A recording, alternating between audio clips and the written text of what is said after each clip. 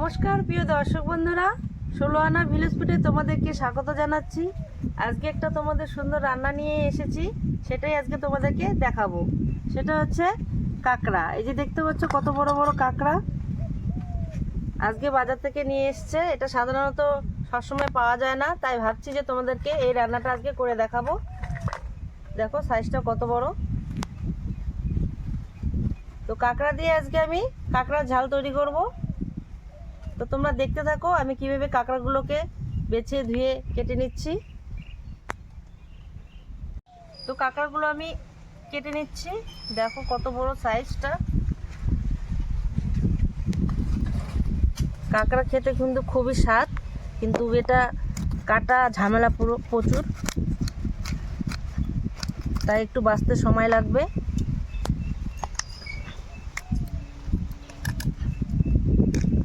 আমার ছেলে তো খুবই ভালোবাসে এই কাঁকড়া, তাই আজকে সকাল সকাল বাজারে গিয়ে নিয়ে এসছে।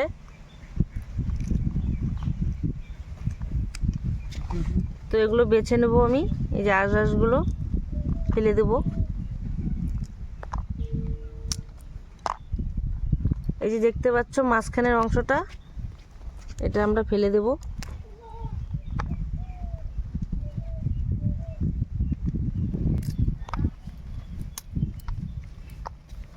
দেখো বন্ধুরা সাইজটা, এইভাবেই প্রত্যেকটাকে আমি কেটে নেব।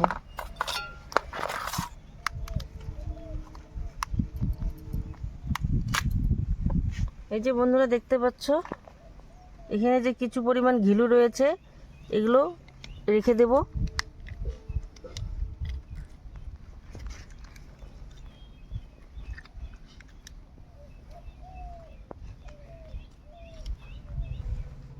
এই যে দেখতে পাচ্ছ ঘিলুগুলো, এগুলো রেখে দেব, পরে তরকারিতে দিয়ে দেবো এগুলো। দেখো কতগুলো ঘিলু বেরিয়েছে।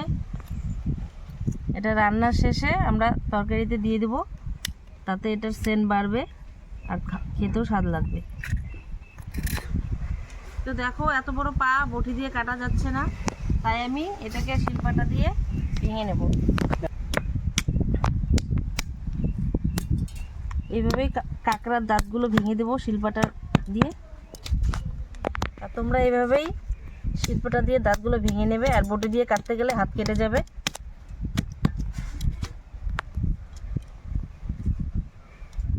এটা ফুটো হয়ে গেল, এর ভিতরে রস ঢুকবে, তাতে স্বাদ লাগবে খেতে।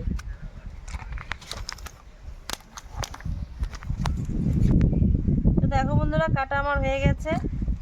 তো প্রথমে তোমাদেরকে যখন কাঁকড়াগুলো দেখালাম যে অনেকগুলো, এখন দেখো কতটুকু লাগছে দেখতে। আর আমি এগুলোকে ভালো করে ধুয়ে তারপরে তোমাদেরকে রান্নাঘরের দিকে নিয়ে যাব। তো আমরা কাঁকড়া মাছগুলো ধুয়ে এনেছি, আর এখন আমি উনানটা ধরিয়ে ফেলছি। তো এখন আমরা কাঁকড়াটাকে রান্না করব। তো কড়াই আমি বসিয়ে দিলাম, গরম হতে থাক। এদিকে দেখো কাঁকড়াগুলো ধুয়ে এনেছি। এখন যে দেখতে পাচ্ছ কাঁকড়ার যে পাগুলো থেতো করে নেব, তারপরে এর ভিতরে রস ঢুকবে, ঠিক আছে? তো থেতো করে নিচ্ছি, হালকা করে থেতো করে নেব। এই যে দেখেন কাঁকড়ার পাগুলো বড় সাইজের, তাই এর ভিতরে রস ঢুকতে যাবে না, তাই আমি থেতো করে নিলাম।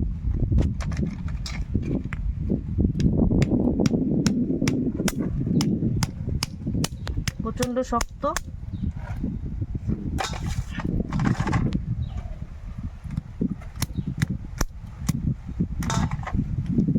এক এক করে সবগুলো থেতো করে নেব। আমরা কাঁকড়াগুলো ভেজে নেব। তো তার জন্য কাঁকড়াগুলোর মধ্যে হলুদ আর লবণ আর গোলমরিচ দিয়ে মেখে নেব। তো দিয়ে দিচ্ছি পরিমাণ মতন হলুদ, এখন দিয়ে দেব লবণ, এখন দিয়ে দেব গোলমরিচ গুঁড়ো। ভালো করে মেখে নেব।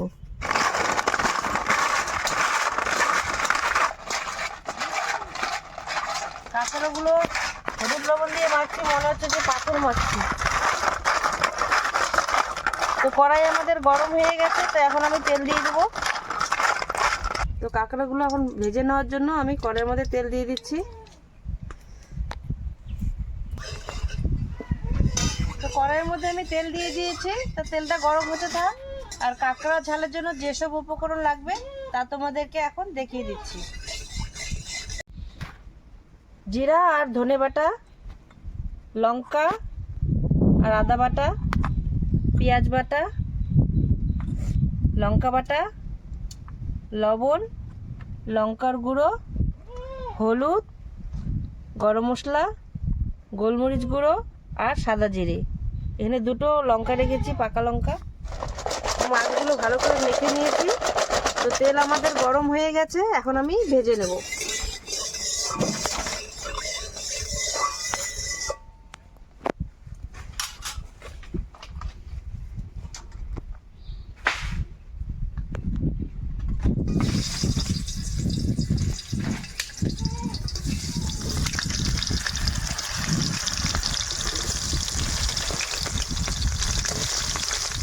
এই মাছগুলো ভাজতে গেলেই খুব সুন্দর একটা গন্ধ বেরিয়ে আসে।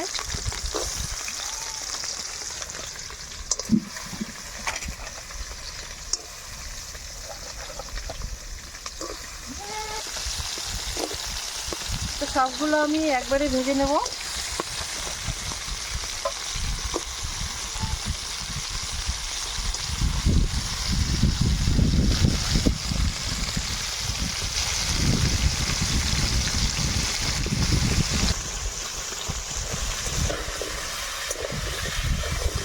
তো কাঁকড়াগুলো ভালো করে নেড়ে চেড়ে ভেজে নেব।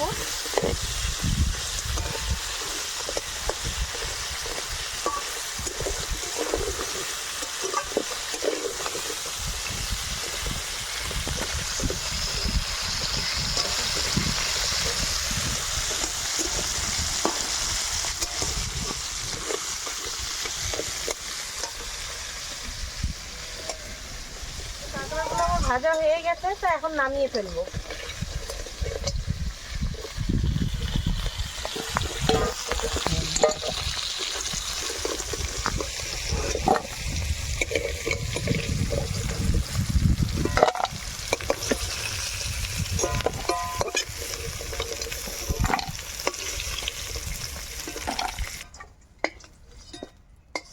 তো কড়াইয়ের মধ্যে কিছুটা তেল রয়ে গেছে, এই কড়াইয়ের মধ্যে আমি আর একটু তেল দিয়ে রান্না করব।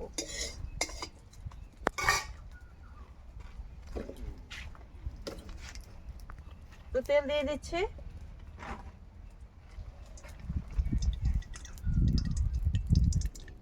তেল আমার গরম হয়ে গেছে, এখন আমি এর মধ্যে সাদা জিরে দিয়ে দেব। গোটা সাদা জিরে দিয়ে দিলাম। লাল করে ভেজে নেব। তো এখন আমি এর মধ্যে দিয়ে দেব ধনে গুঁড়ো আর জিরার গুঁড়ো।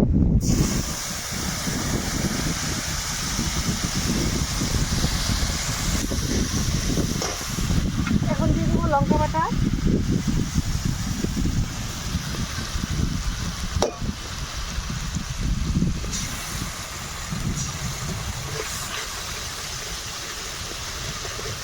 ভালো করে কষিয়ে নেব।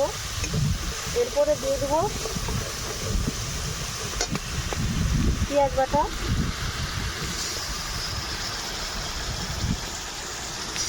একে একে সব মশলা এর মধ্যে দিয়ে দেবো। তো পেঁয়াজ বাটা আমি দিয়ে দিলাম।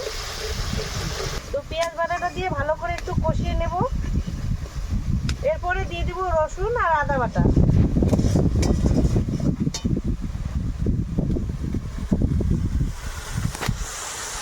আমি এখানে একটা রসুন আর অল্প পরিমাণ আদা দিয়েছি।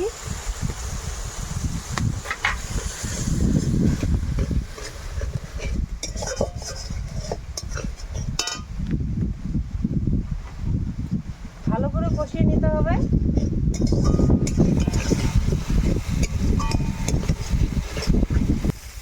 তো মশলাটা আমার প্রায় অর্ধেক ভাজাই হয়ে গেছে। তো এখন আমি এর মধ্যে সামান্য পরিমাণ জল দিয়ে দেবো। অল্প পরিমাণ জল দিয়ে দিচ্ছি।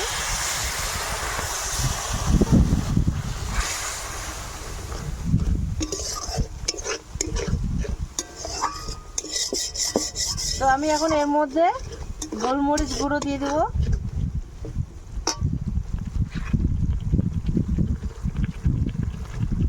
যেহেতু কাঁকড়ার ঝাল, তা ঝালের পরিমাণটা বেশি লাগবে।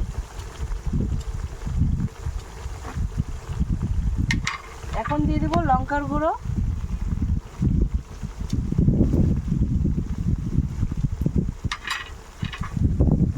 পরিমাণ মতন হলুদ দিয়ে দেবো এর মধ্যে,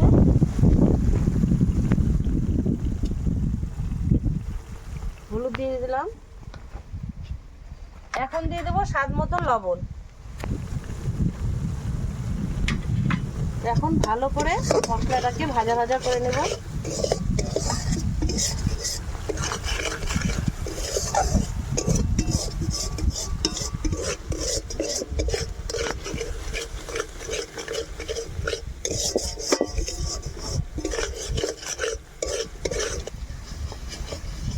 মশলাটা আমার সম্পূর্ণরূপে ভাজা ভাজা হয়েই গেছে, আর তেল বেরিয়ে আসছে দেখো মশলা থেকে। তো এখন আমি এর মধ্যে জল দিয়ে দেব।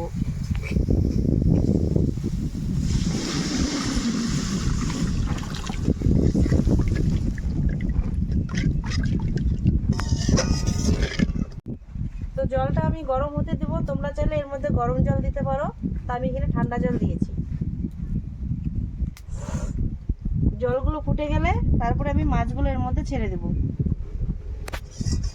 তো দেখো বন্ধুরা, আমি যে কাঁকড়া মাছের ভিতর থেকে যে গিলুটা রেখেছি, এই যে দেখো ভালো করে পরিষ্কার করে ধুয়ে রেখেছি। এটা দিলে এটা স্বাদ বাড়বে। অনেকেই এটা ফেলে দেয়, তো দিয়ে দিচ্ছি এখন।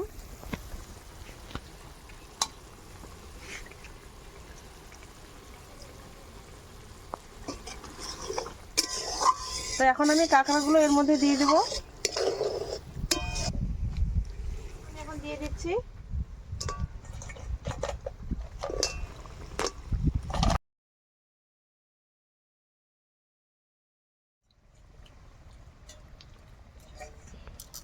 তো এখন আমি নেড়ে চেড়ে নেব।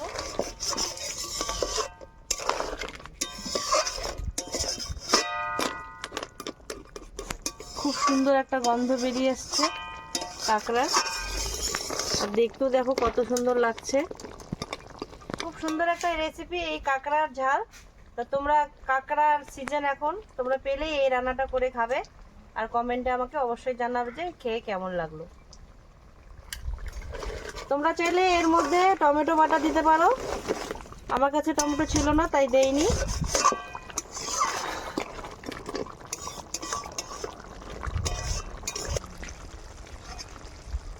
তো এখন আমি এর মধ্যে 2টা পাকা লঙ্কা দিয়ে দেবো, চিড়ে রেখেছিলাম, আর সামান্য গরম মশলা দিয়ে নামিয়ে ফেলবো।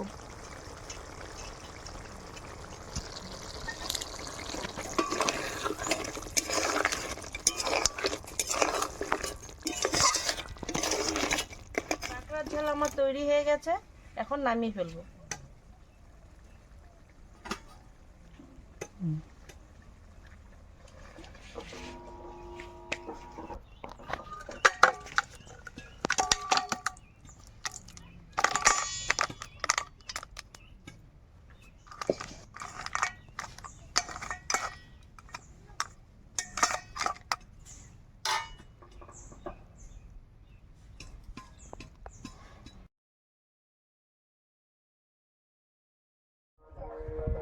তো দেখো বন্ধুরা, আমার এই রেসিপিটা তোমাদের কেমন লাগলো, তো তোমরা অবশ্যই আমাকে কমেন্টে জানাবে। আর